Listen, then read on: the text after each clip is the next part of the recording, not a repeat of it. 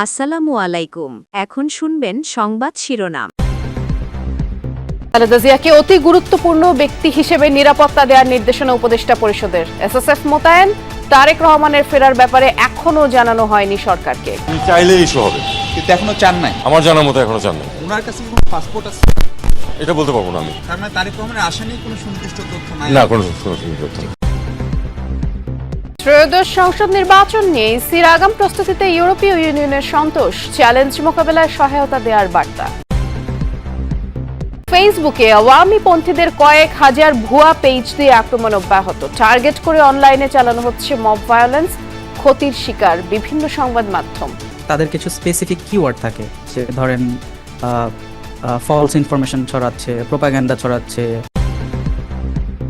বার্ষিক পরীক্ষা বন্ধ রেখে দ্বিতীয় দিনের মতো আন্দোলনে সরকারি মাধ্যমিকের শিক্ষকরা, চরম ক্ষুব্ধ অভিভাবকরা। সাহেব পারমিশন দিয়েছে, আজকে পরীক্ষা হবে, এর কারণে আমরা আবার আজকে আসছি। কোমলমতি বাচ্চাদের পরীক্ষা চাচ্ছি, যাতে পরীক্ষা হয়, বাচ্চারা সুন্দর মতো পরীক্ষা দিতে পারে, এইটাই আমরা চাচ্ছি। আসসালামু আলাইকুম। এতক্ষণ শুনছিলেন সংবাদ শিরোনাম, এখন শুনবেন বিস্তারিত। এদিকে চিকিৎসাধীন সাবেক প্রধানমন্ত্রী এবং বিএনপি চেয়ারপারসন খালেদা জিয়াকে অতি গুরুত্বপূর্ণ ব্যক্তি হিসেবে ভিভিআইপি নিরাপত্তা দেওয়ার সিদ্ধান্ত নিয়েছে অন্তর্বর্তী সরকার। উপদেষ্টা পরিষদের বিশেষ বৈঠকে এই সিদ্ধান্ত গ্রহণ করা হয়।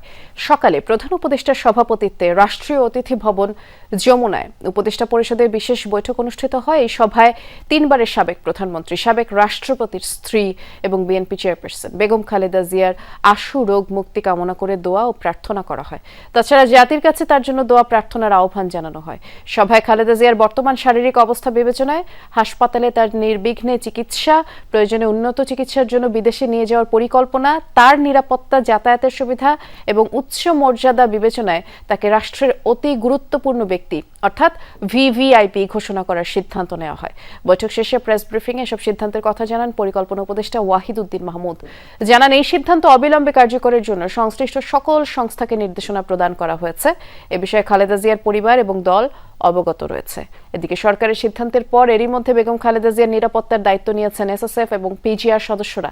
দুপুর 2টার দিকে এফআরকের হাসপাতালে তারা প্রবেশ করেন। বেগম খালেদা জিয়ার বর্তমান শারীরিক অবস্থা বিবেচনায় হাসপাতালে তার নির্বিঘ্ন চিকিৎসা, প্রয়োজনে উন্নত চিকিৎসার জন্য বিদেশে নিয়ে যাওয়ার পরিকল্পনা, তার নিরাপত্তা ও যাতায়াতের সুবিধা এবং উচ্চ মর্যাদা বিবেচনায় তাকে রাষ্ট্রের অতি গুরুত্বপূর্ণ ব্যক্তি ভিভিআইপি ঘোষণা করার সিদ্ধান্ত নেওয়া হয়।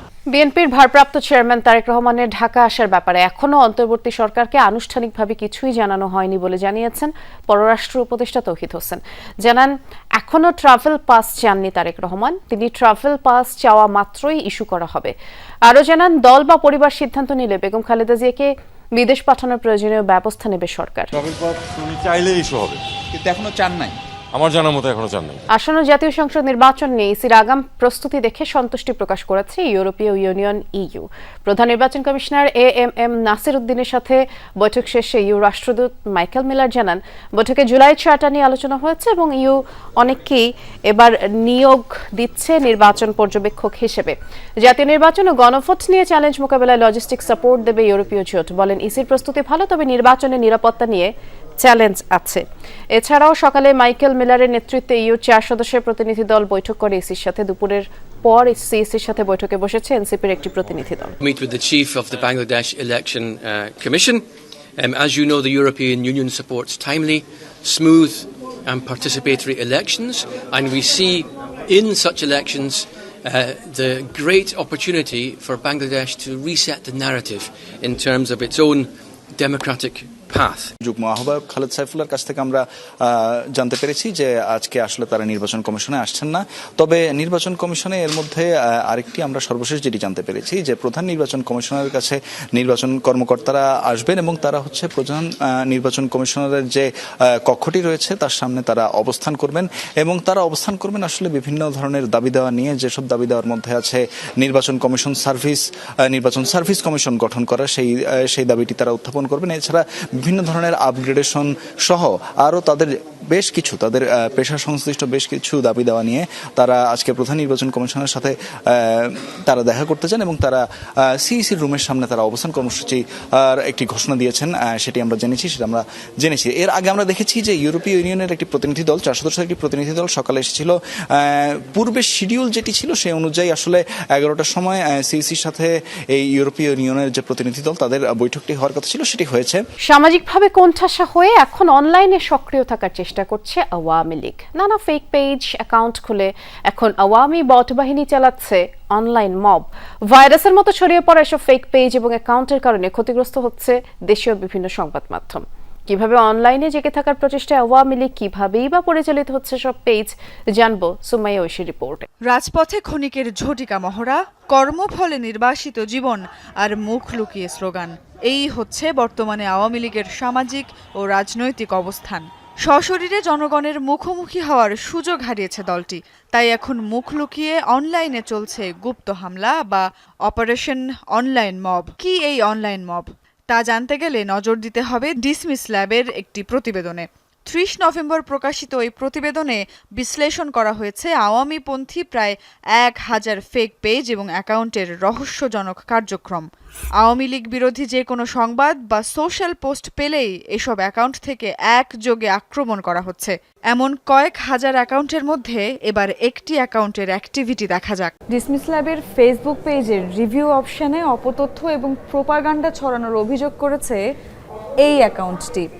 এবারে এর ভেতরে ঢোকা যায়। অ্যাকাউন্টের শুরু থেকেই উগ্র আওয়ামীপন্থী মনোভাব স্পষ্ট এবং একই সঙ্গে এটি যে কোনো ব্যক্তিগত অ্যাকাউন্ট নয় সেটিও বোঝা যাচ্ছে। এমন আরও হাজারো ফেসবুক পেজ এবং অ্যাকাউন্টের খোঁজ পেয়েছে ডিসমিস ল্যাব, যেগুলো ডিজিটাল মব চালাচ্ছে দেশীয় মিডিয়া এবং বিভিন্ন অ্যাকাউন্টে। কিছু অ্যাকাউন্ট রং চড়ানো ভারতীয় সংবাদ মাধ্যমে পজিটিভ রিভিউ দিচ্ছে, একই অ্যাকাউন্ট আবার দেশীয় বিভিন্ন সংবাদ মাধ্যমে দিচ্ছে নেগেটিভ রিভিউ। অনলাইন মবের এমন আরও উদ্বেগজনক তথ্য পেয়েছে ডিসমিস ল্যাব। এ সংক্রান্ত রিসার্চ টিমের সদস্য রাশো জানালেন, এসব অ্যাকাউন্ট থেকে দিনে সুনির্দিষ্ট একটি সময়ে কমেন্টগুলো করা হচ্ছে। 4 দফা দাবিতে পূর্ণ দিবস কর্মবিরতি পালন করছেন দেশের সরকারি মাধ্যমিক বিদ্যালয়ের সহকারী শিক্ষকরা। এতে আজকের বার্ষিক পরীক্ষা স্থগিত। সহকারী শিক্ষকদের পদটি নবম গ্রেডের বিসিএস ক্যাডারভুক্ত করা, বেতন ভাতা সংক্রান্ত বিষয়াদি সহ 4 দফা দাবিতে এর আগে রোববার অবস্থান কর্মসূচি পালন করেন আন্দোলনকারীরা। এরপরে ঘোষণা দেন পূর্ণ দিবস কর্মবিরতি পালনের। এদিকে চলমান বার্ষিক পরীক্ষার মধ্যে শিক্ষকদের কর্মবিরতি কর্মসূচিতে ক্ষোভ জানিয়েছেন অভিভাবকরা। আন্দোলনরত শিক্ষকরা বলছেন, দাবি আদায় হলে স্থগিত পরীক্ষাগুলো সাপ্তাহিক ছুটির দিনে নেওয়া হবে। এদিকে 11তম গ্রেডে বেতন ভাতা নির্ধারণ সহ 3 দফা দাবিতে কর্মবিরতি পালন করছেন সরকারি প্রাথমিক বিদ্যালয়ের সহকারী শিক্ষকদের একাংশ। তবে বরিশাল, নওগাঁ, সুনামগঞ্জ, খুলনা সহ বিভিন্ন জেলায় খাতা কলমে কর্মবিরতি পালন করলেও বিদ্যালয়গুলোতে নিয়মমাফিক বার্ষিক পরীক্ষা চলছে। তো ওনারা আমাদেরকে পূর্ব নির্দেশনা বলতে কিছুই দেয়নি যে এক্সাম হবে না বা এরকম কিছু। আমরা গতকালকে এসেও ঘুরে গিয়েছি। আমরা কোমলমতি বাচ্চাদের পরীক্ষা চাচ্ছি, যাতে পরীক্ষা হয়, বাচ্চারা সুন্দর মতো পরীক্ষা দিতে পারে, এইটাই আমরা চাচ্ছি। ডিসি সাহেব পারমিশন দিয়েছে, আজকে পরীক্ষা হবে, এর কারণে আমরা আবার আজকে আসছি।